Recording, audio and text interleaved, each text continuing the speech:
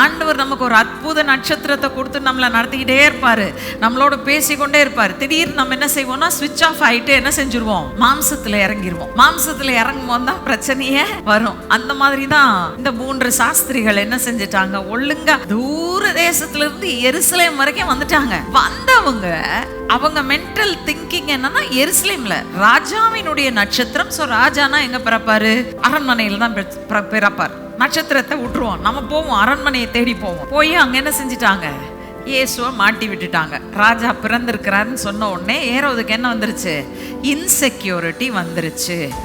யார் இவன் ராஜாவா பிறந்திருக்கிறாரு, நமக்கு எதிராக எந்திரிச்சிருவாரோ, அப்ப இவர் என்ன பண்ணிடணும், க்ளோஸ் பண்ணிடணும். யோசேப்பு கிட்ட தூதன் தோன்றி சொல்லுகிறார், பிள்ளையை எடுத்துக்கொண்டு எகிப்துக்கு ஓடி போயிருங்க. ஏன், ஏரோது கொல்ல நினைப்பார்.